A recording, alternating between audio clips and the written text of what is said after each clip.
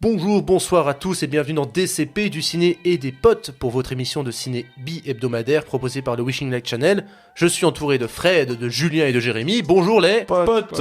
Bonjour. Voilà.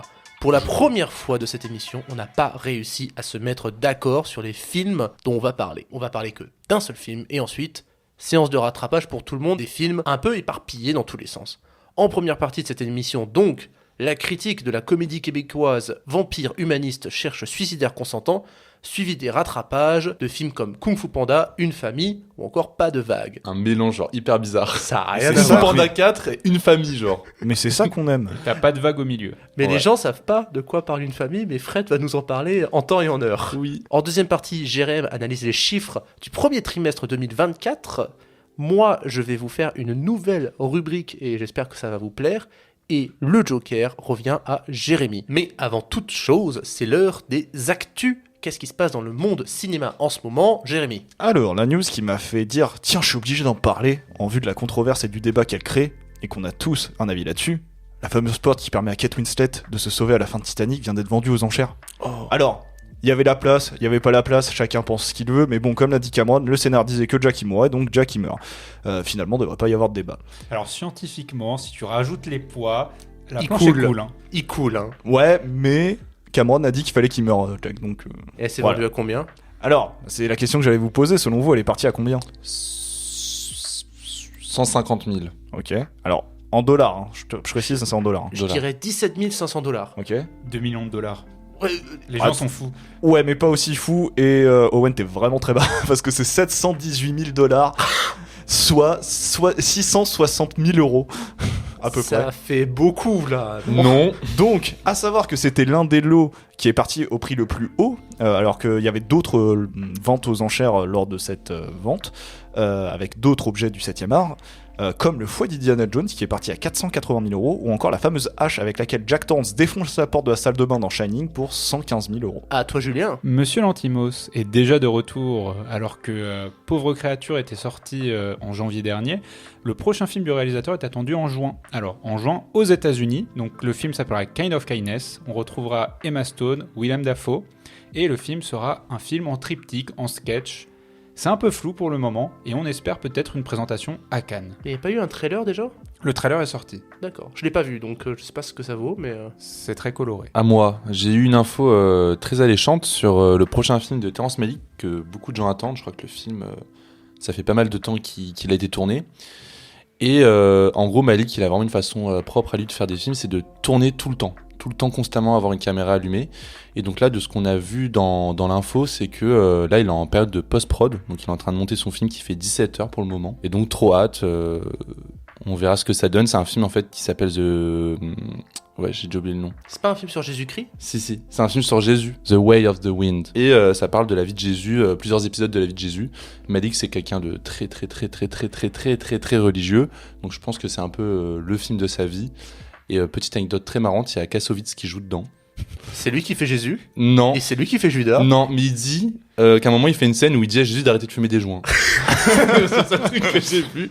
Et en fait, il disait qu'il était super content d'avoir tourné avec Malik parce que tous les acteurs qui ont tourné avec Malik, ils ont adoré ça. C'est vraiment une façon très originale de tourner avec lui, mais qu'il était pas sûr d'être dans le film parce que Malik a vraiment coupe souvent ses acteurs. Voilà. J'ai entendu dire qu'il y avait 3000 heures de rush. 5000 heures, 5 heures par jour. Et le monteur de Terrence Malick, Mais il doit coupe faire jamais une en fait. dépression. Bah c'est Malik qui est son monteur quoi. La timeline, mon gars, Ouais. elle doit être énorme. Mais le film se fait au montage, donc c'est son truc et voilà. Nous verrons. Trop hâte.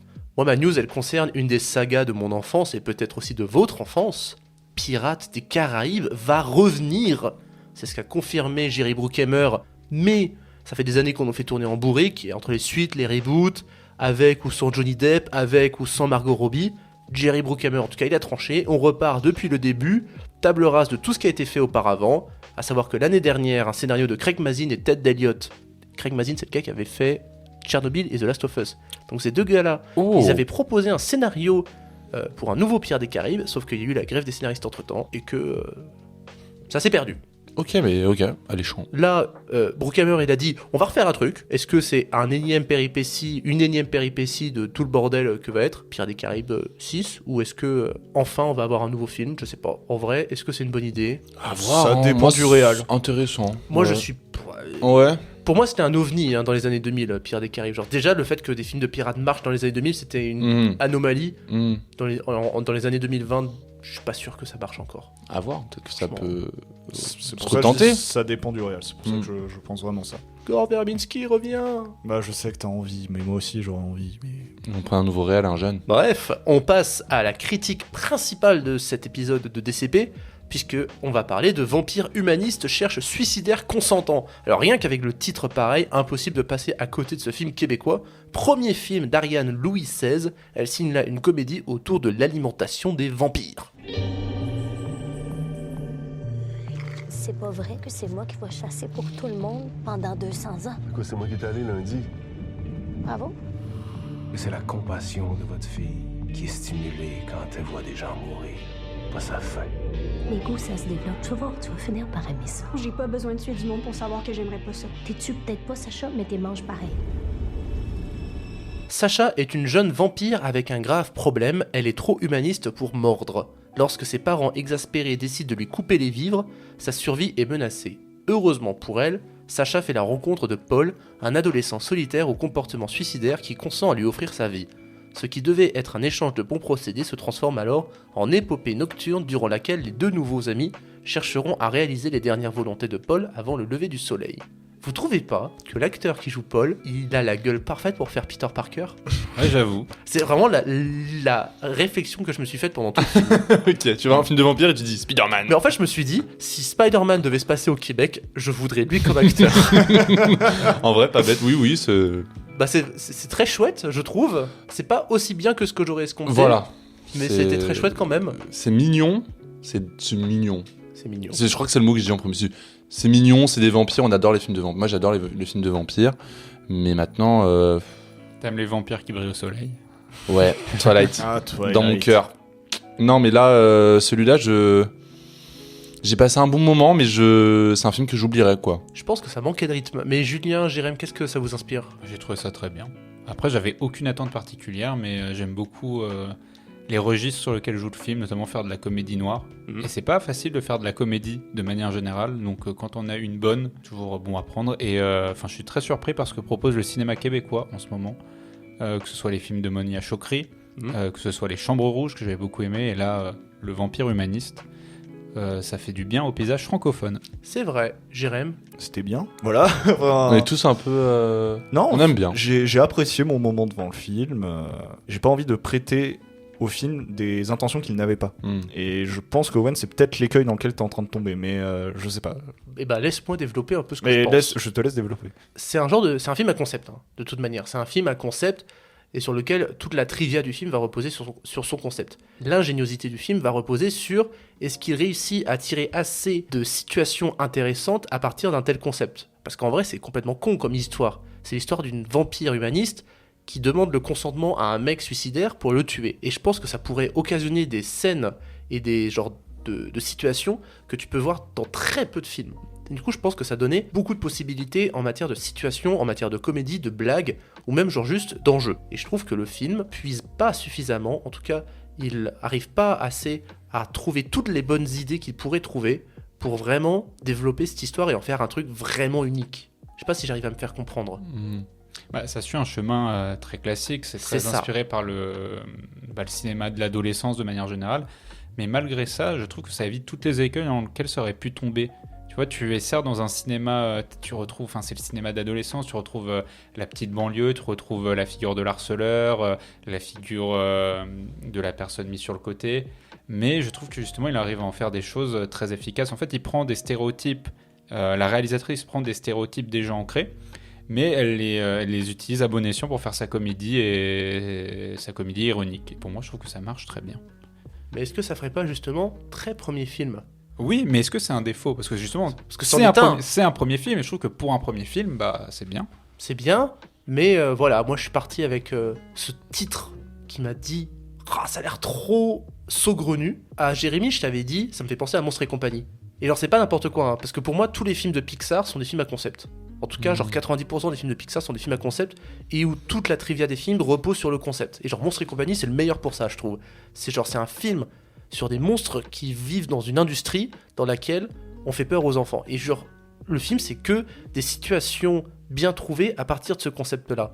Et pour moi, genre, Monstres et compagnie, c'est vraiment un des meilleurs films à faire ce genre de choses-là, à partir juste d'une idée de merde. Vampire Humaniste, ça avait ce concept, ça avait cette idée-là, mais ça va pas assez loin, je trouve. C'est parce qu'il donne pas de détails peut-être sur tout comment fonctionne ce monde. Il y a Parce ça que tu aussi. prends un monstre et compagnie, bah t'as toutes ces situations où si des monstres doivent vivre en sachant que leur carburant c'est la peur, telle situation il se produit cela. Et c'est vrai que peut-être oui le film ne va pas. Il rationalise pas C'est suffisamment. ça. Mais après est-ce que c'est le projet du film? Je sais pas. Je pense pas en fait. Pour moi c'est avant tout une histoire d'adolescence.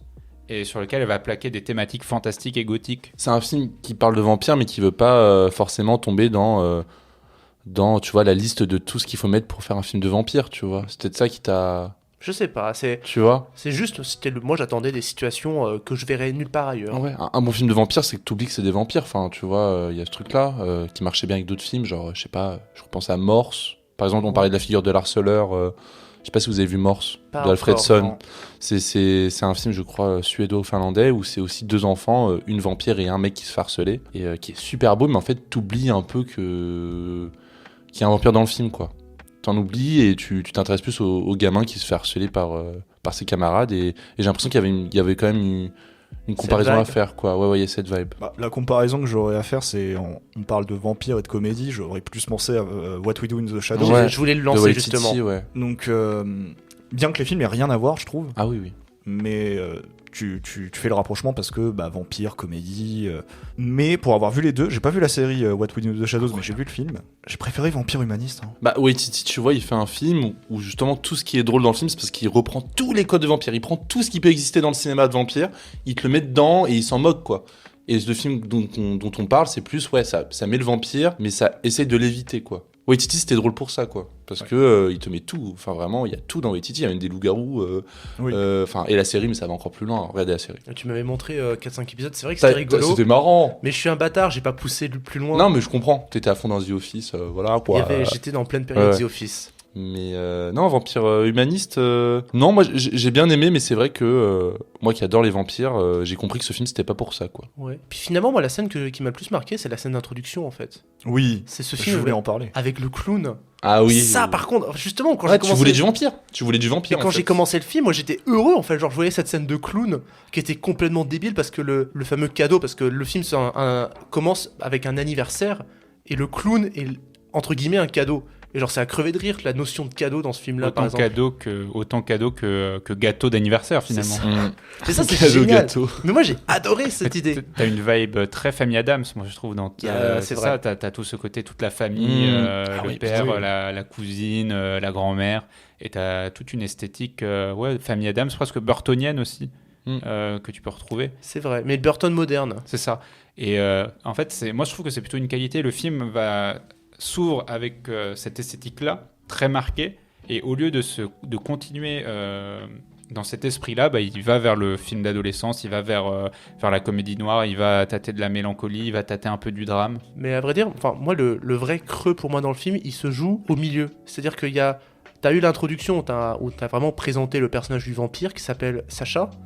Et ensuite, t'as ce long passage où on te présente Paul. Et il doit y avoir peut-être 20-30 minutes de film où ils se rencontrent jamais vraiment. Il y a une amorce de rencontre, mais ils vivotent chacun. Et finalement, cette intrigue-là où ils vont passer une nuit ensemble, elle a lieu dans le dernier tiers du film. Et moi, c'est vraiment ce creux de milieu, ce genre de film tranche de vie, mais un peu lent, un peu pas très passionnant, tu vois, qui m'a un peu perdu avant justement que le film regagne mon intérêt dans ces 20 dernières minutes. Où là, par contre, les 20 dernières minutes, j'ai rien à dire, c'est vraiment bien. Attends, dans ce passage-là, il y a le meilleur personnage du film qui est introduit. JP, putain. Ah oui, JP. Moi, Oh là je là. trouve que là, si on retourne sur la question même de la comédie, parce que ça aussi, c'est une comédie, je trouve qu'il y a des moments, mais c'est à mourir de rire. Genre le personnage de JP, justement, super drôle. Le mec qui devient vampire, c'est un squatter total. Mm. C'est super drôle. J'ai remarqué quelque chose, c'est que j'ai l'impression qu'elle veut traiter cette amitié-romance, entre guillemets, et en évoquer beaucoup la sexualité, sans vraiment le montrer.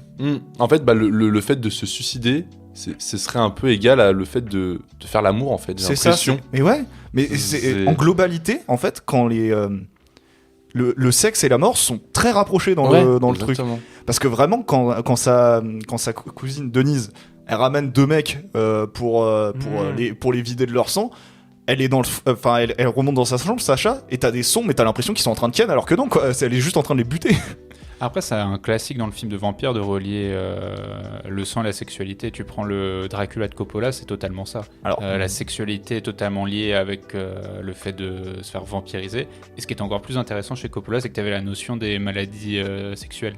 C'est-à-dire la notion de quand tu te fais transformer en vampire, comme si tu chopes une maladie d'une relation sexuelle. ouais mais là Dracula il fait ça avec attends. Parce qu'il est vieux Dracula, on est Oui, d'accord. non, mais ce que je veux dire, de Mais- manière générale, la figure du vampire, l'idée de se faire mordre, etc., de transfusion de C'est très sang, c'est sexuel. toujours très lié à une certaine notion du corps et de la sexualité. En fait, c'est très lié au personnage du vampire, je trouve. Mais il le traite pas de façon comique, alors que là, Oui, je suis d'accord, mais c'est un. C'est des thématiques Moi, qui c'est se un rapprochent. thématique qui est très lié au film de vampire. Et le fait qu'au Québec, ils appellent pas le bowling, mais un salon de quilles. Ça t'a marqué, ça. Clairement, oui. Je vais aller au salon. Qui? Ah ouais, on va faire un flic. Un flic et un sparé. Pardon. Entre Ça dérape. l'accent italien il y a 2 semaines, l'accent québécois. Faut que j'arrête les Oh, accents. ça dérape. On arrête, putain. on arrête. Mais la fin, par contre, j'aime beaucoup la fin. J'aime beaucoup l'ingéniosité de la résolution finale. Alors, je spoil pas, mais j'aime beaucoup la. Tout est dans le titre.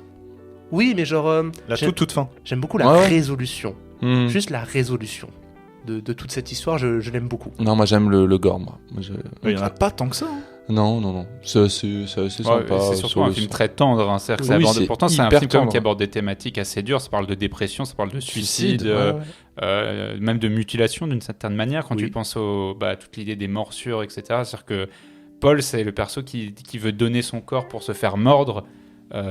Afin de mourir, donc c'est totalement de ces thématiques-là, et justement tu arrives à en sortir une vraie tendresse, puisque à travers ces personnages c'est la naissance de l'amour aussi qui est montrée. Non mais moi la réplique où il dit mais moi je tuerai jamais personne à part moi-même, mais c'est de l'humour noir mais à son paroxysme. Ça passe très drôle parce que Et t'as c'est le, très drôle. t'as le regard de la mère juste après. En tout cas, moi, j'ai pas plus de choses à dire. J'ai beaucoup, enfin non, j'ai pas beaucoup aimé. J'ai bien aimé, mais je trouve qu'il y avait plus à faire. Faut que tu regardes Vampire en toute intimité. En VF De ou en VO? Waititi. En VF. L'astier quand même. Est-ce que vous avez d'autres choses à rajouter, les gars? Regardez Morse, qui est beaucoup plus tragique quand même, beaucoup plus triste, mais qui est genre génial, vraiment. Beaucoup Qui est plus- Vampire, ce film-là, mais en plus sérieux et plus... avec des paysages nordiques. J'aime bien la conclusion de Fat, c'est regardez pas le film qu'on vient de vous parler, regardez ça. putain. Regardez Morse. Non mais il est génial, c'est l'un des Attends, meilleurs ouais. films de vampires qui existe Allez au voir, monde. allez voir Vampire Humaniste quand même. Et puis après, regardez Morse. Moi j'ai très hâte de voir ce que fera la réalisatrice dans le futur. Jérém, les chiffres? Alors, le budget, c'est 4 millions de dollars canadiens. En première semaine France, il a fait 7 945 entrées seulement. Très petit score. Après, c'est un distributeur que je connaissais pas vraiment avant, C'est qui Wine Pitch. Ah oui. Distributeur que je connaissais pas vraiment, donc c'est peut-être un des premiers films qu'il distribue. Mes hommages, chère compagnie. Et au cumul mondial, je tiens à dire que j'ai trouvé le chiffre uniquement sur le premier week-end québécois et sur le territoire australien, et ça fait 66 000 dollars. C'est un film qui va se casser la gueule. Il peut être sauvé sur son après-vie en salle. Hmm. Moi je pense que justement ça va plutôt commencer à monter maintenant dans les semaines qui vont suivre. Le bouche à oreille? Ouais, Ah, je j'en pense suis que, pas je sûr. pense que ça peut faire, ça va pas peut-être passer, ça passera pas les 100 000 entrées, hein, mais ça peut peut-être tâter les 50 000. Hein. Oh, t'es ambitieux, moi je dis Ouais, moi, je dirais ouais, non. 25 000, pas plus. On verra ça dans le prochain DCP. Ce serait chouette que ça soit quand même plus. Eh ben, on clôt l'histoire de Vampire Humaniste et on arrive à une petite séance de rattrapage, puisque comme je l'expliquais, on n'a pas réussi à se mettre d'accord. Et qui veut se lancer? Tiens, je vais me lancer. Lance-toi. Je me lance parce que c'est un film que j'attendais très fort, mais que je craignais très fort. Alors, j'ai trop hâte. Ouais, c'est vrai que je t'ai même pas demandé. C'est Kung Fu Panda 4. Je suis trop fan de Kung Fu Panda. Ah, Vraiment, j'aime trop ça. Genre les 2 premiers. Mais franchement, je vais même clamer un truc, mec. J'ai rematé des scènes de Kung Fu Panda 2 tout à l'heure. Et t'as pleuré. Non, mais je pense que c'est un des meilleurs films. C'est dans mon top 5 de mes films d'animation préférés. Ah ok, je crois meilleur film tout court. Ben non, faut pas déconner non plus. Mais voilà, c'est dans mon top 5 de mes films d'animation préférés. Je pense qu'avec Shrek 2, c'est le sommet de DreamWorks. Parce que visuellement, c'est trop décoiffant. En plus, ça a des dialogues ultra bien trouvés en matière de questions philosophiques, de questions à dire à des enfants. Genre le discours d'Oogway sur le présent et le cadeau. Ça, c'est dans le premier. Bref, c'est trop bien.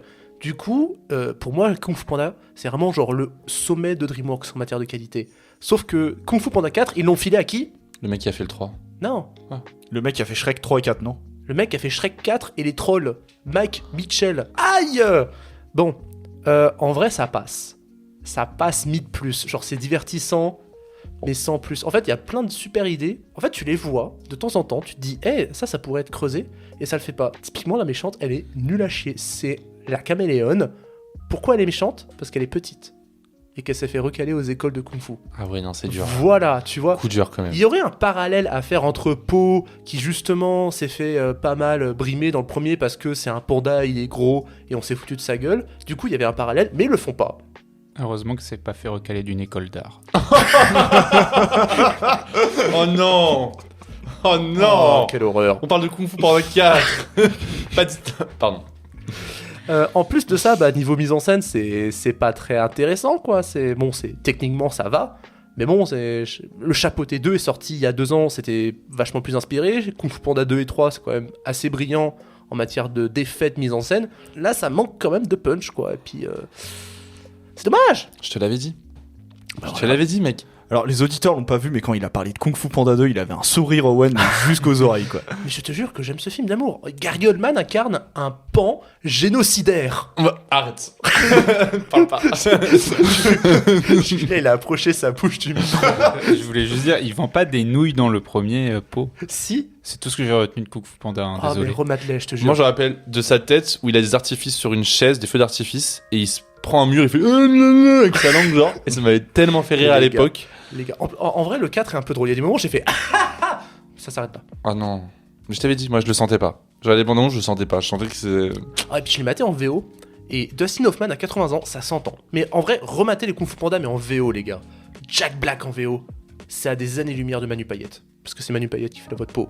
Ok. Alors que Jack Black. Bref, toi, tu parles de quoi ton film ? Ça s'appelle Une famille, ça parle de. Je fais le pas que je suis en dernier quand même. Non, je veux la transition Kung Fu Panda, une famille. Non, moi, je vais vous parler de Une famille de Christine Angot, qui est une autrice, en fait, de base, qui est énormément connue pour ces sujets hyper durs. Donc, en fait, Christine Angot, elle a été violée dans son enfance par son père. Enfin, non, dans son enfance, dans sa jeunesse, plutôt. Et en fait, c'est une thématique qui se retrouve dans la plupart de ses bouquins. Et donc récemment, elle s'est mise à sortir un documentaire qui revient sur ça. Son père est décédé depuis quelques années. Et en fait, dans ce film, l'idée, c'est d'aller parler avec des gens qui sont liés à cette histoire et qui n'ont pas réagi, quoi. Qui ont un peu participé au viol de Christine Angot. Et donc, qu'est-ce que je peux vous dire sur le film ? C'est génial, c'est important. C'est un film que j'avais jamais vu un film comme ça. Genre vraiment, le truc commence, c'est un documentaire. Niveau mise en scène, il y a pas grand chose à dire parce que le but c'est pas ça, c'est pas un film qui veut avoir plein d'idées de plans hyper beaux, etc. Mais l'idée c'est juste d'avoir des discussions, des chants contre chants avec des personnes qui étaient en rapport avec cette histoire-là. Et vraiment, c'est hyper fort, hyper dur, mais c'est un film qui est nécessaire. Peu distribué, tu disais ? J'ai l'impression que c'est un film qui va... Si, quand même, tu vois, il est au UGC Léal, je vois dans quelques cinémas à Paris, moi je connais que les salles de Paris, donc je sais pas dans le reste de la France, mais c'est un film, je pense, qui va pas rester longtemps. Voilà, c'est un documentaire d'1h20, c'est le premier film de Christine Angot, et non, je sais pas du tout, donc foncez le voir, je sais pas, d'ici là, le DCP... Bref, je pense que le film sera peut-être encore en salle, mais voilà, assez mal distribué, je pense. Pour ce que c'est. Ensuite, on suit sur un drame, parce que Julien et Jérémy, vous avez vu le même film, c'est Pas de vague. Je te laisse ouvrir. Bah oui, parce que bien sûr, on parle d'un film qui se déroule dans un collège, donc bien sûr que j'ai été le voir. Parce que... Bah oui, parce que forcément, Jérémy, travaillant dans l'éducation, il faut absolument qu'il voit tous les films sur l'éducation. Est-ce que moi, je vais voir tous les films sur les croque-morts ? Bah, il y en a pas tant que ça. Est-ce que Julien, il va voir des films sur les bibliothécaires ? Il y en a pas beaucoup. Est-ce que Fred va voir des films sur les distributeurs de salles ? Je crois qu'il y en a aucun. C'est pas de ma faute si la période du collège et du lycée inspire les auteurs, hein, ok ? En ce moment surtout. Hein. Le comparatif avec la salle des profs était inévitable. On est d'accord. inévitable. Mais moi, je trouve que pour tout ce qu'on loue de la salle des profs, je suis étonné qu'on loue pas à ce point Pas de vague. Parce que limite, Pas de vague est tout aussi bon que la salle des profs, si ce n'est même plus intéressant. Ah, je suis pas du même avis. Parce que pour moi, la salle des profs est bien au-dessus. C'est comme pour Vampire Humaniste, j'ai pas envie de lui prêter des intentions qu'il avait pas. Et je suis désolé, mais pour moi, la salle des profs qui fonctionne comme un thriller fonctionne vachement mieux sur moi que Pas de vague qui est purement un drame. Ah oui, mais c'est pas les mêmes genres. Oui, mais tu vois, moi j'ai plus été impacté par la salle des profs personnellement. Et François Civil avec des lunettes, crédible en prof? Il est trop beau pour être prof en vrai. Je suis Mais en désolé. fait, tu vois, François Civil, c'est autant l'atout que le désavantage du film, parce qu'on lui donne beaucoup d'instants de fragilité, et c'est pas très bien joué. Parce que François Civil, quand on lui demandait de faire de la fragilité, c'était dans sa période comique où il était très bon, mais donc c'était de l'humour, et ensuite il est passé sur des rôles, Le Chant du Loup, Bac Nord et D'Artagnan, où c'est plutôt des rôles assez virils, où il a de la gueule, il a de la voix, et du coup, il a pas un profil, il a plus ce profil-là pour la sensiblerie. Pour tout ce qui est fragilité. Donc tu sens qu'on lui demande un peu de faire une sorte de sous-jeu et ça passe pas toujours. Mais au-delà de ça, il est assez convaincant. Mais oui, comme disait Jérémy, après c'est vrai que c'est un genre... la salle des profs, ça se voulait vraiment un thriller. Comme on disait, il n'y avait pas de vie privée dans la salle des profs. On était tout le temps sur l'événement, c'était très carré. Alors que là, oui, on retrouve ce qu'on fait à la française, c'est vraiment passer sur le quotidien, passer sur l'impact. Après, je dirais que c'est pas la même intensité, la même gravité. La salle des profs, ça prend surtout une tournure très dans l'opposition entre une prof et ses élèves, et plus sur sa carrière. Là, je trouve qu'on s'intéresse vraiment à la question des menaces de mort, à la question de l'abandon de la hiérarchie. Et c'est pour ça que j'ai peut-être trouvé ça plus intéressant. Et d'ailleurs, fait assez drôle, un des collègues de François Civil est joué par l'acteur qui faisait le proviseur dans Un métier sérieux. Oui, Voilà. en effet. Mais Mais voilà. par contre, moi, en fait, je sais que c'est inspiré de faits réels et je sais pas si le point de départ est exactement le même. Mais si c'est exactement le même, c'est une énorme connerie de la part du professeur. Le kebab, le coup du kebab, c'est une énorme connerie. Ah, je suis d'accord.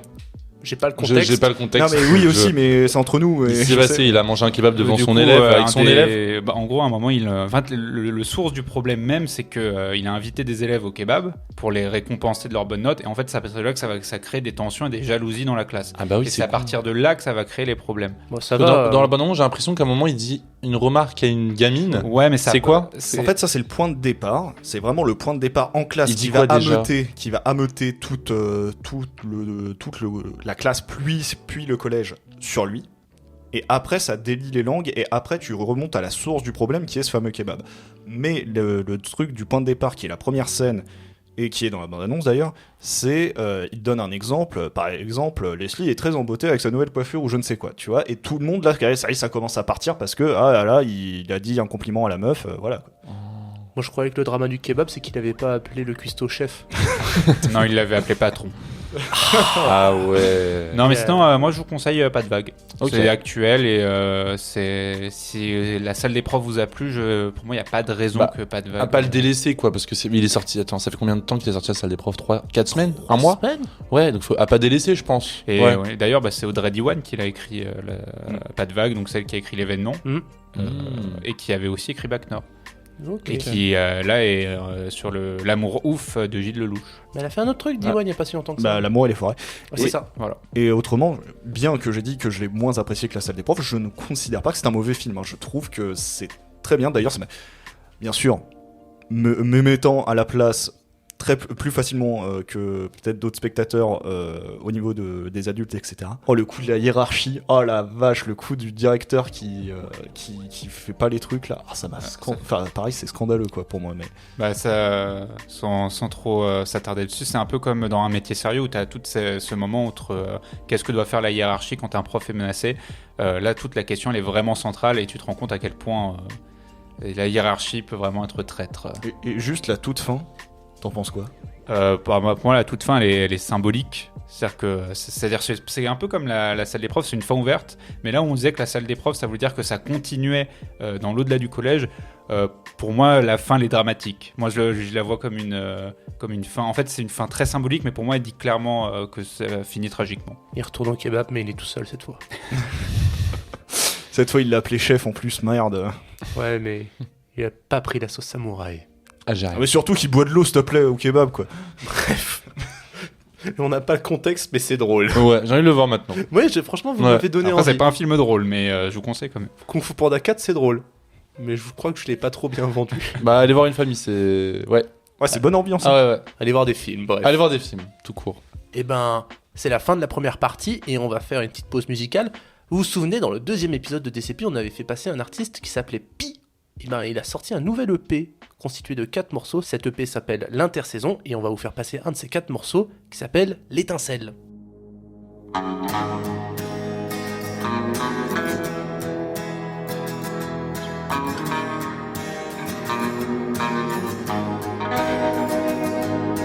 Comme un seul homme, j'imagine, l'heure est à l'être et à l'estime. Sois merveilleuse, ma Messaline, dans les miroirs qu'on assassine.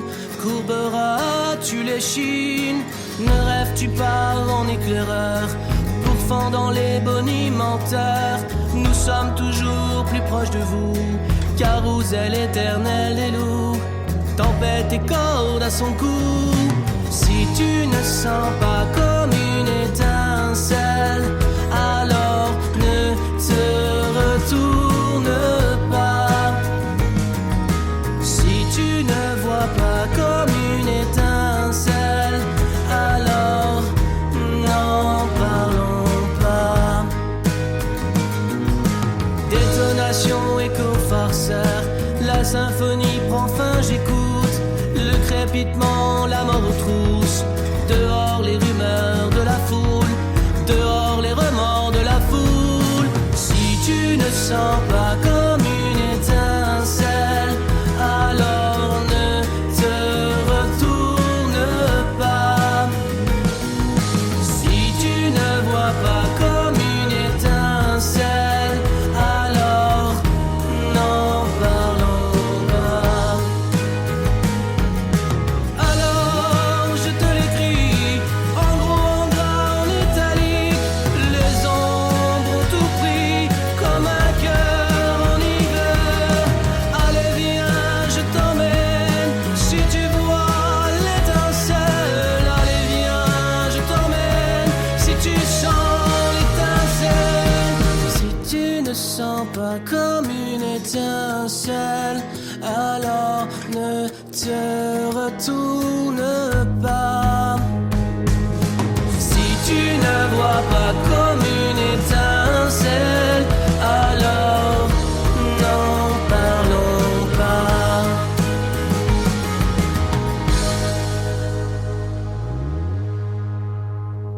C'était Pi avec le morceau L'Étincelle qui vient de sortir tout juste. Alors vous pouvez le retrouver sur Instagram avec Pi, P-Y officiel, ou sur Spotify, Pi, entre parenthèses, Bena. On arrive à la deuxième partie de l'émission et on ouvre par le traditionnel chiffre de Jérémy qui va nous parler du premier trimestre 2024. Et oui, l'émission d'aujourd'hui sortant le 1er avril, j'aurais pu vous faire une blague en traitant d'un sujet un peu pas prise de tête et un peu léger.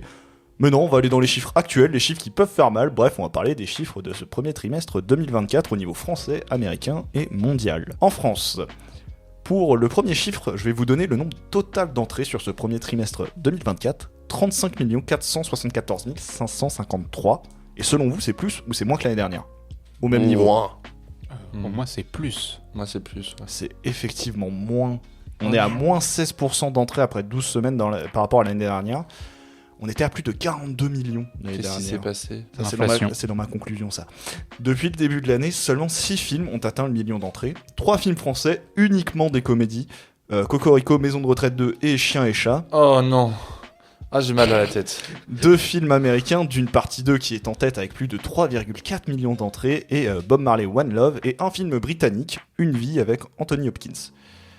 Et pour ajouter que seulement 10 films ont atteint les 500 000 entrées depuis le début de l'année, il y a donc que 4 films entre les 500 000 et le million d'entrées. La première semaine de l'année aura été celle avec le plus d'entrées, plus de 4,3 millions. Cette semaine-là, Wonka était en tête du box-office à sa 4e semaine d'exploitation, et c'était la première semaine d'exploitation d'un film dont on a parlé, Priscilla.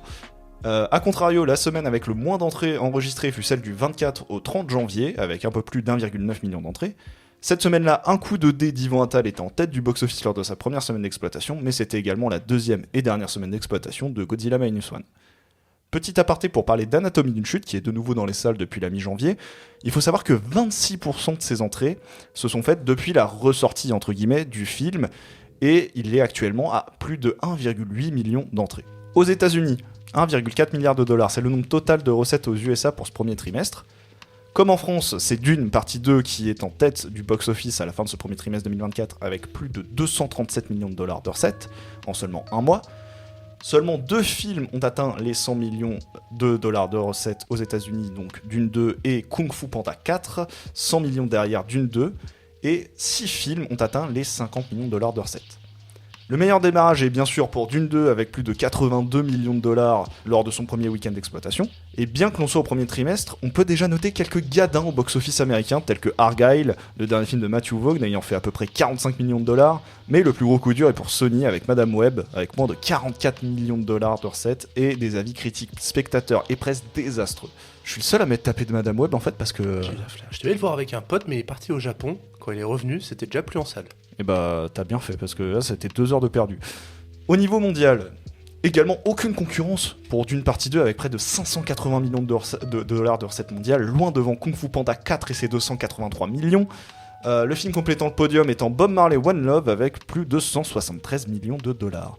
Seulement 5 films ont atteint les 100 millions de dollars de recettes mondiales, le premier film n'étant pas anglophone, étant Exuma, un film sud-coréen qui cartonne en Corée avec plus de 10 millions d'entrées et qui fonctionne correctement sur les territoires sur lesquels il est sorti, l'amenant à 81 millions de dollars de recettes mondiales.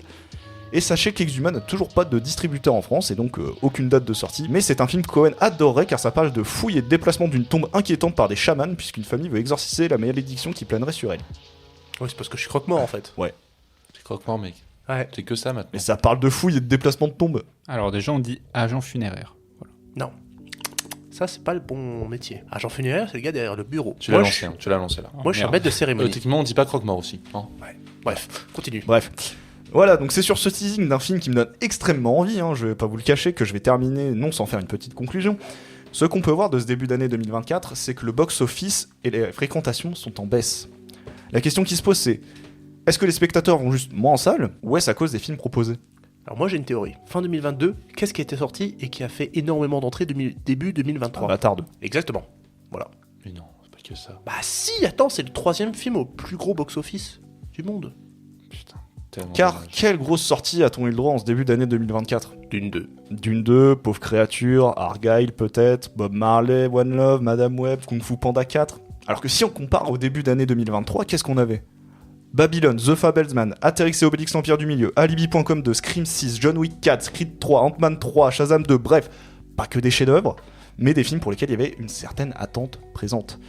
Donc, à voir si la suite de l'année confirme ou infirme ce début d'année 2024. Moi, ça confirme un peu ma théorie qui disait que le cinéma est dans une mutation où les blockbusters vont peut-être un peu moins se présenter.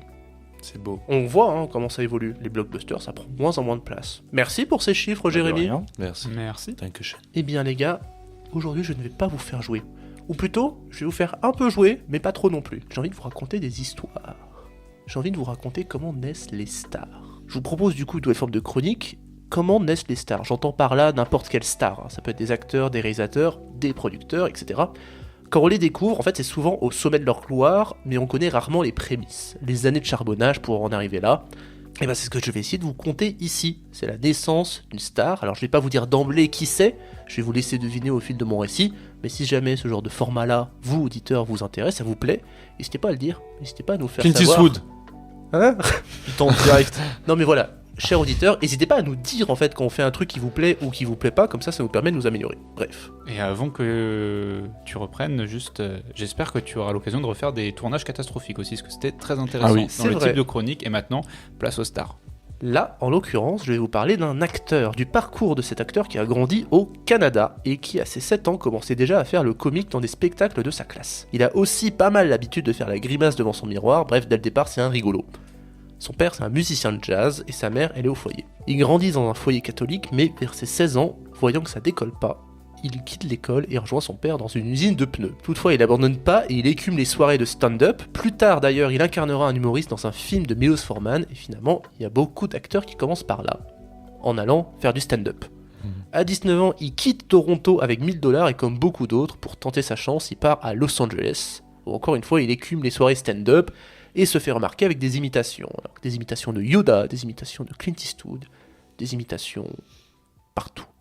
C'est finalement à la télévision qu'il commence à se faire connaître avec des apparitions dans le All Night Show et dans le Duke Factory, mais c'est finalement dans l'émission In Living Color qu'il se fait remarquer en étant le seul humoriste blanc du show.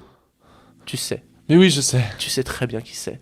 Il fait des sketchs comiques aux côtés des frères Wayans. Et il se fait remarquer avec son humour outrancier, sa capacité à articuler son visage de 1000 manières et ses impros complètement lunaires. Mais jusqu'ici, le cinéma lui refuse un peu ses portes. À part Coppola qui lui donne un petit rôle tertiaire dans je sais même plus quel film, En attendant Sue, je crois. C'est en 94 qu'il va vraiment exploser, puisque cette année-là, il va apparaître dans 3 films qui vont constituer l'image de ce gars-là. 3 films connus parce qu'il occupe l'affiche et que sa persona envahit littéralement l'image. Ces films, ce sont Ace Ventura, Dumb and Dumber et The Mask. Jim Carrey. Voilà, bien joué. Merci. Il attendait. Ah, et bah, il avait compris dès le moment où j'ai dit qu'il faisait des grimaces. Ouais, bah ouais, c'était obligé. Non, mais c'est vrai que c'était obvious. Et en vrai, j'ai pris un acteur dont le parcours est finalement un peu classique. Parce que finalement, bah, ils sont nombreux à être partis à Los Angeles, à avoir fait du stand-up et avoir gravi un petit peu les échelons. Donc les prochaines fois, j'essaierai de vous trouver des parcours un peu Mais plus nous aussi, on pourrait le faire du coup. Mais carrément. Hein. Mais trop bien. les gars, faites des chroniques si vous voulez. Hein. Faites-vous plaisir. Mais d'ailleurs, par rapport à In Living Color, Oui. In Living Colors, pardon. Comment il s'est fait remarquer au moment de la mi-temps du Super Bowl. Exactement, Oui. j'allais dire ça en plus. Ouais. Mais- Et cette info, vous la connaissez parce que vous avez vu le documentaire d'un certain monsieur Adrien Denouette. ouais. Non, Ah, t'as vu la vidéo de Seb, toi, alors? non. Bah, alors, je sais pas comment tu sais. J'ai regardé des vidéos sur Super Bowl. Ah, ok. Adrien Denouette, ça a été un de nos profs de critique et il a fait un documentaire. Il a fait un Il a écrit documentaire. un bouquin et après son docu. Ouais, il a fait un documentaire Arte qui est vachement intéressant. Vous pouvez le retrouver sur YouTube d'ailleurs. Tapez- Il travaille toujours pour Criticat. Non, mais franchement, genre si Jim Carrey vous intéresse en tant que persona au fil des années 90, tapez juste sur YouTube documentaire Arte Jim Carrey, c'est vraiment bien. Bref, c'était ma petite chronique. J'espère que ça vous a plu et je reviendrai avec des histoires un peu plus rocambolesques et un peu plus insolites. Oui, je veux une star où on comprend pas, tu vois. Ouais, parce que là, ça a été obvious dès le début. Bah, la grimace, Ouais. Canada. Ouais. Mais c'était bien, merci. Merci Owen. Merci. Merci, ouais. Merci les gars. C'est l'heure du Joker.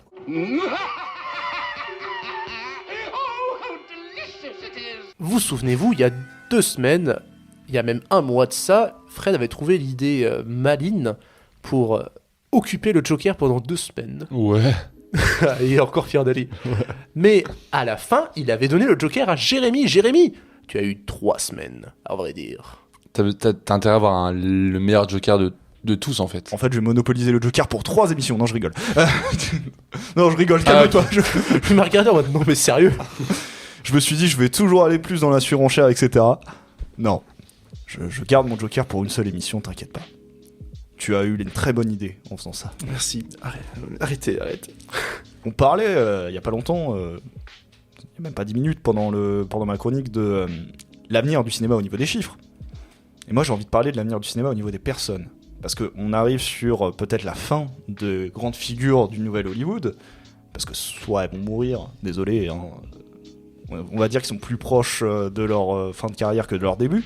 Qui sont pour vous, ou des grands acteurs, pardon, mais qui sont pour vous les acteurs qui plus tard, ou les réalisateurs, pour lesquels plus tard on va se souvenir d'eux à l'heure actuelle? C'est-à-dire des acteurs jeunes. Maintenant, enfin ouais, les jeunes acteurs, jeunes réalisateurs de maintenant, dont on dira plus tard, c'était eux. Bah, ou qui vont perdurer, c'est-à-dire qui vont perdurer, pendant 30-40 ouais. ans. Bah pour moi c'est obvious. En acteur, en tout cas, oui. il y a beaucoup. Chalamet. Chalamet. Ah, je sais pas. Ah si, si. clairement. Ah Oh, non. si. Non. Moi, je suis pas d'accord, les Le gars. mec est amené à s'installer dans le paysage Non. hollywoodien pendant encore 30 ans. hein. Moi, je pense qu'il va vraiment pas faire long feu parce que Chalamet, quand tu le compares à d'autres acteurs de sa trempe, c'est que des gens qui sont morts à 25-26 ans. Donc pour toi, il est mort à 27 ans. Il va pas mourir à 27 ans. Mais Bon, il a est quel pas- âge, c'est attends, pas là, un- parce Bah, il a 26, je crois. Je vois pas comment Timothée Chalamet peut disparaître de la surface du J'ai cinéma. j'ai peur que Timothée Chalamet, alors pour le moment, il y a Dune en vrai qui montre, Wonka et Dune montrent quand même qu'il est pas fait que pour ça, mais j'ai l'impression qu'on le prend juste parce que c'est vraiment l'image du petit jeune tout maigrichon, etc. Il a 28 ans. Ouais, Il est sauvé. Non, Il est mais sauvé. je trouve que c'est vrai que les rôles de Dune et de Wonka montrent que le mec, il va pas faire que du jeune, un peu, je sais pas si vous voyez la figure qu'il a, quoi. Oui, non, tout à Comment on fait. dit de twink, quoi. C'est le terme qu'on utilise beaucoup pour parler de Timothée Chalamet, là. Mais j'ai peur que, à 30-40 ans, je sais pas. Il y a plein d'acteurs qui avaient vraiment une figure quand ils étaient jeunes, mais ils se sont très bien reconvertis en étant vieux. Hein. Puis il y en a beaucoup qui sont passés par une traversée du désert en fait. Parce C'est que, vrai. mine de rien, t'as pas mal d'acteurs qui, pendant peut-être 5-6 ans, on leur a pas donné beaucoup de rôles et qui, à l'aube de leurs 40-50 ans, se sont trouvés une nouvelle forme de persona. Bah, Bryan Cranston, par exemple. Par exemple, non, mais je pense par exemple à Harrison Ford ou Al Pacino. Al Pacino, bon, certes, dans les années 80, il est encore là, mais genre Al Pacino, dans les années 70, c'est un monstre sacré, et il redevient un vrai monstre sacré à la moitié des années 90, tu vois. Mais Alors Travolta, sans être un monstre sacré, mais Travolta c'est pareil, il fait du yo-yo tout le long des décennies C'est 70, ça. 80, 90. Chalamet, est-ce que vous aimez vraiment le jeu de Chalamet? Dites-moi un moment où vous avez été impressionné par le jeu de Chalamet. Mais c'est un peu une question de jeu, c'est une question d'icône à l'heure actuelle. Je vois pas comment Timothée Chalamet peut ne pas s'inscrire dans le futur. C'est peut-être ça la nouveauté alors. Donc la plus grande icône masculine à l'heure actuelle pour vous c'est Chalamet. Non. Je l'aimais pas de base, hein, franchement, mais je te jure que avec Wonka et Dune 2, il m'a impressionné en fait, Oui, parce que je me oui. suis dit, ce mec-là, finalement, il a une palette d'acteurs assez variée, et il a réussi à s'imposer une certaine place, juste une place auprès des affiches, pour que, voilà, il est capable d'attirer du public rien que par son nom. Moi, je pense que ça peut s'épuiser, ça peut s'essouffler. Et moi, j'aurais plutôt dit un autre acteur qui, quand même, réussit à se réinventer et qui est toujours aussi populaire, c'est Robert Pattinson. Alors là, tu vois, je suis absolument pas d'accord. Robert Ah ouais Pattinson, j'aime beaucoup Robert Pattinson, mais on le voit où, Robert Pattinson? Bon, je sais pas, il a fait The Batman, il a fait des petites prods à 24. Là, on va le retrouver dans le Bong Joon-ho. Enfin, tu vois, Non, mais je suis d'accord, Oui, mais- là je suis d'accord. il a quand même fait pas mal de trucs et peu à peu, quand même, il se fait connaître, quoi. Là, les gens, déjà, ont arrêté de partir du principe que c'était le vampire dans Twilight. Il a réussi à se casser cette À image-là casser déjà. cette image-là, et là, tout ce qu'il va faire, mais c'est incroyable. Bong Joon-ho, il a une putain de réputation dans le monde, que ce soit depuis qu'il a eu son Oscar avec Parasite. Non, je pense que Robert Pattinson, lui, peut vraiment perdurer. Je rajoute à ma liste d'acteurs, tu sais, qui ont eu la traversée du désert, Robert Downey Jr. par exemple. Il y a 20 ans, qui aurait parié que Robert Downey Jr. Il a eu Iron Man et pas. Donc parfois il suffit d'un rôle. Et parfois, bah voilà, on ne sait pas vraiment. Peut-être qu'un jour il y a Ah un oui. acteur qu'on a complètement squeezé. Je sais pas qui. Là, on spécule, mais enfin, on peut que spéculer. Là, je sais pas, en ce moment, c'est Jacob Elordi qui commence un peu à monter. Genre, il y a quelques rôles, mais il commence un Ouais. peu à avoir Paul Mescal aussi. Paul ou, Mescal, Jeremy Allen White dans une mesure un peu plus petite. Pedro Pascal, quand même, depuis quelques années, on le remarque de ouf. Pedro hein. carrément. Pascal, oui. Tu Ah vois, là, oui. dans la liste complète, je pense que Pedro Pascal, il peut, Ah oui. il oui, peut oui. s'imposer. Mais il est quand même encore limité sur de la grosse production Hmm. ou de la série. Mais Mm. oui, après, c'est Il sûr vient de qu'il y a la une série, lui, évolution. Et puis il a vachement évolué grâce au mème. Et ça c'est un truc à prendre en compte, c'est l'influence d'Internet et des réseaux sociaux Robert Pattinson. qui justement genre façonne une nouvelle image. Et Pedro Pascal, en vrai, tu me dis Pedro Pascal, alors ok, je pense à Game of Thrones, je pense à Talent en or massif et The Last of Us, mais je pense au même où il rit et pleure. Oui, bien sûr. Et genre ça fait pleinement partie de l'image qu'on Ah se oui, fait de oui, Pedro Pascal. oui, oui. Et genre aujourd'hui, bah il suffirait d'un mème un peu déconnant pour que quelqu'un devienne une putain de resta. C'est ça, c'est pas forcément que grâce à ses rôles, c'est aussi, oui, l'icône, la persona, c'est ça. On se souvient des grands réalisateurs. Alors les réalisateurs, c'est différent parce que là, c'est plus pour leur film, mais les acteurs, il y a leur persona qui joue aussi. Donc, c'est vrai que quand on parle d'icône, tu disais Al Pacino, c'était un monstre sacré dans les années 70, bah il y avait une icône Pacino. Est-ce que, du coup, oui, il y a une icône, il y a peut-être une icône Chalamet, une icône Pascal, je sais pas, enfin... Ouais, il faut réfléchir avec les icônes. Après, en si tout tu parles cas. en icône, moi, c'est Chalamet, Pascal ou Pattinson, ils ont une grande carrière, ils sont promus une grande carrière, mais pour moi, ils ne font pas des icônes. Mais je crois que aussi, on est dans une période où c'est plus dur d'avoir des icônes ou d'avoir une notion vraiment de star par rapport à avant. Peut-être par rapport à la culture de l'instant. Je sais pas si la culture de l'instant c'est une théorie ou si c'est un truc vrai ou pas. Mais les gens ont tendance à peut-être passer à autre chose assez vite. Et des films comme... alors c'est con, hein, mais l'image de Clint Eastwood dans Le Bon, la Brute et le Truand ou l'image de Charlie Chaplin en Charlot, c'est des choses qui sont genre intégrées de manière genre identitaire dans l'histoire du cinéma. Et est-ce que Chalamet en Wonka ou en Paul Atreides va Non. perdurer? Ça aussi, c'est une question Non, qu'on peut se tu vois, poser. Tu vois, là, non. Tu vois, là, je suis vraiment dans l'idée en star actuelle qui est tellement qu'on voit absolument partout et qui a une popularité de dingue, mais je vois mal même la figure de Paul Atreides dans Dune de. C'est ça, hein. Mm. Peut-être. Et en actrice, pardon, tu voulais Non, parler pardon, d'acteur. je voulais justement. juste, ouais, non, je voulais juste terminer pour l'acteur. Je vais balancer un nom parce que peut-être il est trop vieux pour vous, mais DiCaprio. Ah si, carrément. Ouais, mais il est encore, il est encore jeune quand même. Oui, après, c'est sûr que DiCaprio, moi, je le mettais déjà. Là, je pensais vraiment aux acteurs vraiment jeunes. Ouais, c'est ça. Oui, c'est ça. Presque mais, notre âge, quoi. Oui. ça, hein. Bah Pascal, il a pas notre âge, excuse-moi, hein, Pedro Pascal. Ouais, c'est vrai. Pour moi, c'est DiCaprio, c'est déjà une référence comme Brad Pitt, hein, même s'il est plus jeune. Enfin, Mais oui, là, on parle c'est des déjà, acteurs. Pour moi, c'est déjà des références qui sont faites. On parle des acteurs qui ont leur nom depuis la deuxième moitié des années 2010. Ouais, on est d'accord, ok. Alors, passons aux actrices du coup. En actrice, on parle Emma d'acteurs. Stone. Emma Moi, je Stone. pensais exactement à elle. Voilà. Ah oui. Emma Stone et puis Mais c'est Zendaya. que- oui, Zendaya? Ah, je suis pas sûr. Ah, j'aime pas Zendaya, mais...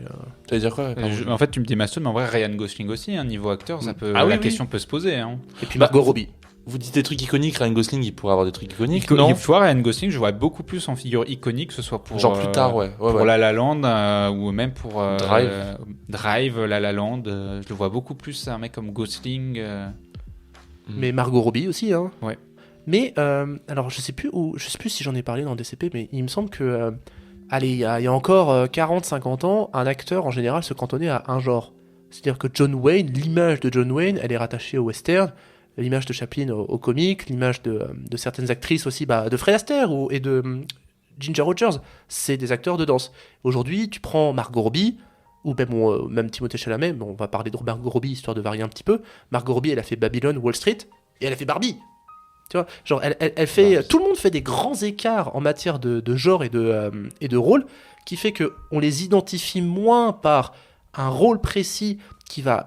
une appartenance à un genre et à un code, plutôt qu'à une une palette de jeux très au pluriel. Et pour moi, genre, ça joue un rôle aussi dans la place que tu imposes au fil des ans.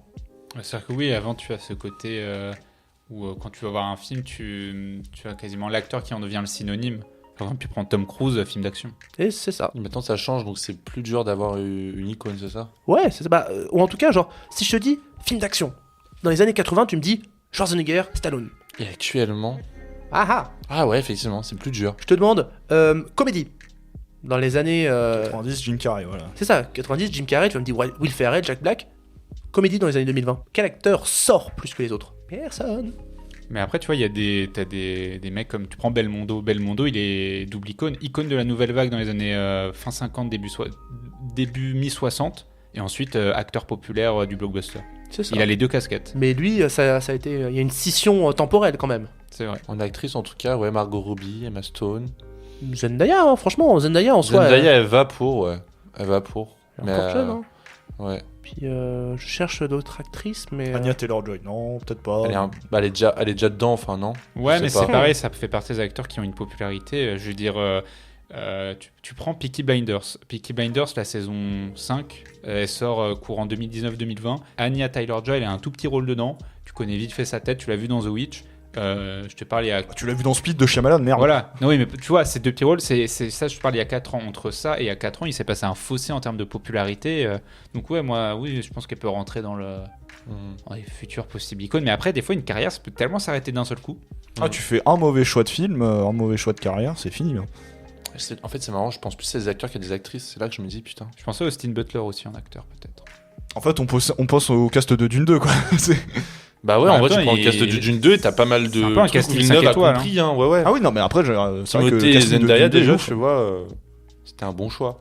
Florence Pugh, pas totalement, non. Pas encore. Elle est pas encore. Pas Ouais, encore, mais pareil, mais- c'est une figure, tu la vois souvent, Florence Pugh. Tu penses à une actrice, tu veux caster tes producteurs, tu veux caster une grande actrice, tu vas chercher du côté de Zendaya, tu vas chercher du côté d'Emma Stone, tu vas Côté chercher du de côté de Emily Florence Blunt. Pugh. Bon, après, elle a déjà la quarantaine, Emily Blunt.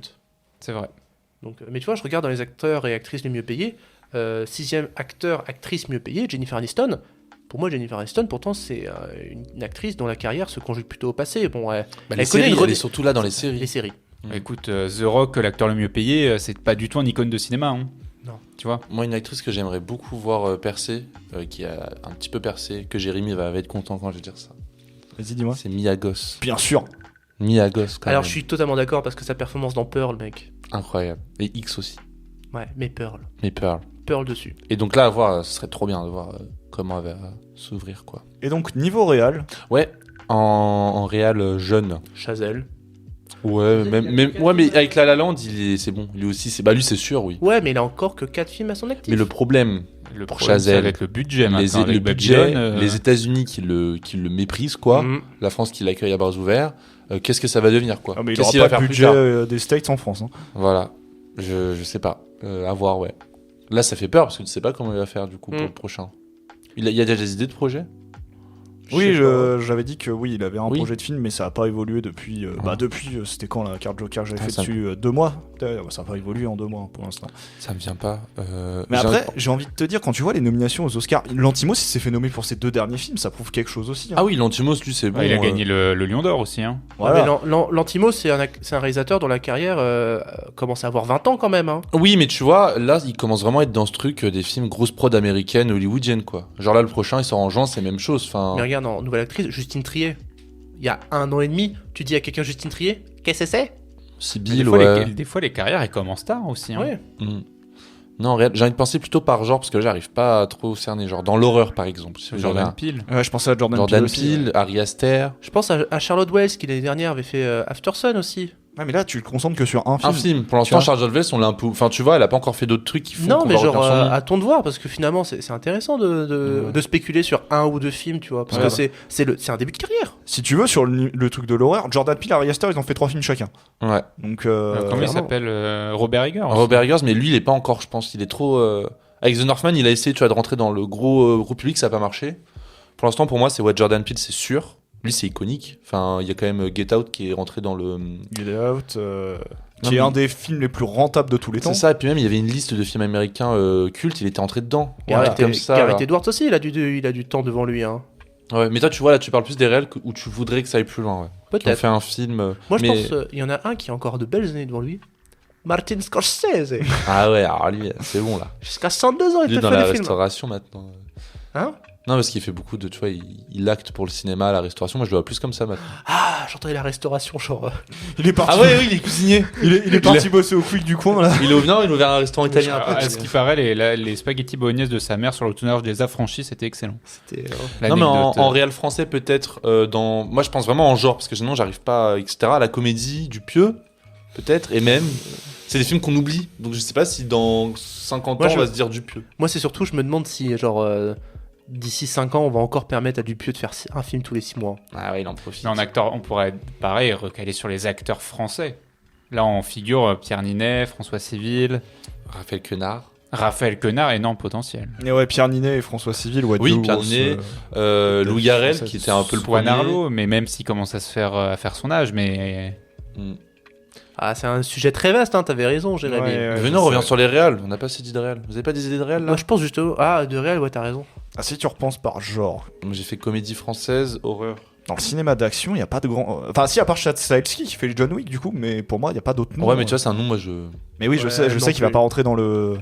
Mais en vrai, un grand réalisateur d'action, à part Cameron, enfin, Mais Cameron, il a 70 balais maintenant. Cameron, Mann, Ah, Man, il a 90 balais Non, mais maintenant. comme on voilà, disait, c'est ça. c'est hyper compliqué Je pense par qu'on est genre en- parce que ça se. Pardon. on est Vas-y. encore sur une époque charnière. Je pense qu'on est en pleine époque charnière. C'est la fin des grands noms et c'est le. C'est la fin de Coppola qui va signer peut-être un film final. C'est la fin de Scorsese, c'est la fin de Man. Dans 10 ans, ils seront plus là. Hein. Et le cinéma n'a que 130 ans. hein. C'est ça. C'est jeune hein, comme média. Aurons-nous une nouvelle vague hollywoodienne portée par des acteurs comme De Palma, Scorsese, Spielberg, comme ça Mais est-ce que ce serait pas même la fin du réel comme on le connaît? Genre, tu vois, en fait, l'icône de l'acteur va tellement devenir important qu'on va en oublier les réalisateurs. Oh, ça m'étonnerait. Non, parce m'étonnerait. que c'est deux choses qui ont cohabité depuis la nuit des temps. Hmm. Est-ce qu'on finirait pas un petit peu par un mot de la fin sur ce Joker? Parce que je pense qu'on peut spéculer pendant des années oui, encore. c'est pour ça que je savais que ça allait être très vaste, mais je suis très content parce qu'on a pu aborder plein de noms, plein de sujets, et on invite tous les auditeurs à se pencher sur les carrières des noms qu'on a cités, Bon, après, c'est les grosses têtes d'affiche actuelles, hein, donc je pense Ouais, que mais ça voir parle à ces- tout le monde. voir leurs films un peu plus indés, tu vois, enfin. En tout cas, s'intéresser à Pattinson au-delà de Batman et Twilight, déjà. Oui. S'il vous plaît. Good time. Voilà, The Lighthouse. Que j'ai toujours pas vu. Mais bref, enfin, je pense que de toute manière, un acteur, c'est intéressant au-delà des gros titres qu'il fait, c'est ce qu'il y a en dessous. Et de toute façon, les réalisateurs, de toute façon, ils font pas des films. Un réalisateur peut pas avoir la même régularité à l'affiche qu'un acteur. Mm. Donc, c'est des données un peu plus éparses, un peu plus complexes. Qu'est-ce que tu veux dire pour finir, puisque c'est ton Joker, à toi, Jérémy? Non, je suis très content. Franchement, j'avais peur qu'on parte vraiment dans tous les sens. Alors certes, on est parti un peu dans tous les sens, mais c'était le bordel ordonné, comme t'aimes bien le dire. Non, vraiment, si on devait citer un nom chacun vraiment à retenir, pour moi, il y a Jordan Peele. Chalamet. Voilà. Chalamet, Jordan Peele et Emma Stone. Et- Margot Robbie. Voilà, les deux. voilà. Eh bien, la table de DCP a acté ces 4 noms. Et refermons-nous le Joker. Et à qui vas-tu donner la carte? À toi, Owen. Ok. Tu Voilà. l'avais pas déjà fait avant. Non, c'était Ah non, Fred. c'est Fred qui avait monopolisé. C'est Fred. Ok, super. Eh ben, Parce que j'ai envie d'avoir ton Joker sur les cheveux. Non, je rigole. Tu me fais chier avec tes cheveux. un jour. Bref, eh ben, merci beaucoup les gars. Merci. Merci. C'est la fin de DCP, on vous remercie beaucoup de nous avoir écoutés. Vous nous retrouverez toujours sur YouTube, sur Spotify, sur Deezer, sur Apple Music et même sur Google Podcast. En attendant, on vous fait des grosses bises et on vous dit à dans 2 semaines. Ciao. Salut. Ciao.